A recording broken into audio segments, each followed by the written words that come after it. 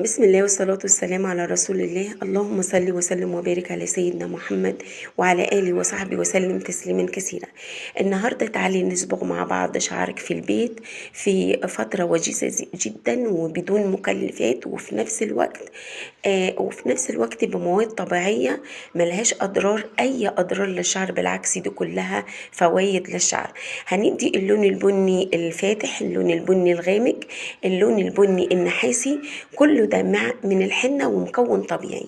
الدرجة اللي انت تتحكمي فيها نشوفها مع بعضينا، نتحكمي فيها انك انت تزودي المكون ده، تقللي المكون ده، تتجلي المكون، تخففيه، كمان تزيدي معاه، تزودي معاه مكون اخر برضو من الطبيعة ومن الموارد الطبيعية الجميلة بتاعتنا المفيدة للشعر والفروة الشعر.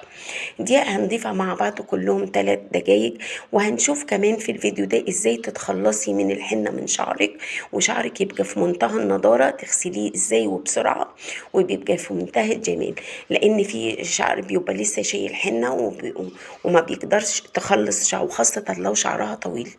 فكل ده هنشوفه مع بعضينا، وبالمكون الجميل اللي انتوا شايفينه ده هنشوف الحاجات الحلوة اللي انتوا شايفينها دي، واللون الجميل اللي انتوا شوف اللون هيديكي اللون ده، واللون التاني ده هتضيفي معاه حاجة بسيطة هيديكي اللون اللي انت شايفاه، او بالحنة ومكون طبيعي هيديكي اللون النحاسي، او اللون البني الفاتح، او اللون الذهبي، او اللون البني الغامق. تعالوا كده نصلي على رسول الله. اللهم صل وسلم وبارك على سيدنا محمد صلى الله عليه وسلم.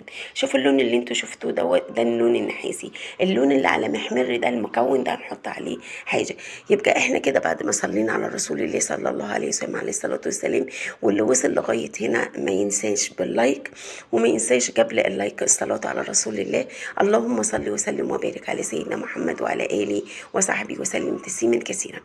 شفتوا كده الالوان دي انا عملتها على القناه ونالت نجاح باهر الحمد لله رب العالمين، وناس جربتها. فانت تعالي دلوقتي شوفي نشوفها مع بعضينا.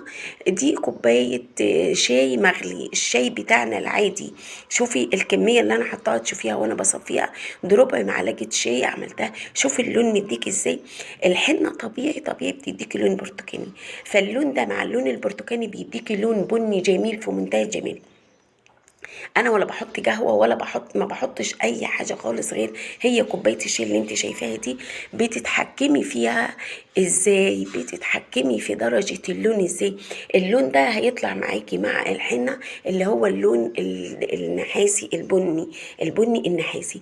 لو عايزاه بني غامق، نفس المكون ده شايفين ربع معلقه شاي، شايفينها اهي، مع كمية الحنة وكمية العجن اللي انت بتشوفيها علشان كمية شعرك اهي. ربع معلقة شاي بتغلي، بتعمليها، عملتها كشري زي ما انتوا شايفين، ادتني اللون ده. وبعدين بعجنها مع الحنة مع معلقة خل، مش اكتر من كده، لان الخل مثبت وحلو جدا لفروة الشعر وبيشيل القشر وجميل جدا. ومرة تاني ان شاء الله هنقول لكم على مكون يعني بيقضي على القشر تماما من الشعر. تمام. بعد ما انت بتعمليه بالمنظر ده بالشكل ده، انت لو عايزاه البني المحمر اللي كان برضو في الصورة اللي انتوا شايفينه، انا عملت البن الاحمر احمر خالص بقشر البصل زي ما انتوا شفتوا كده. والفيديو ده على القناة موجود، يعني ده بشرحه موجود على القناة.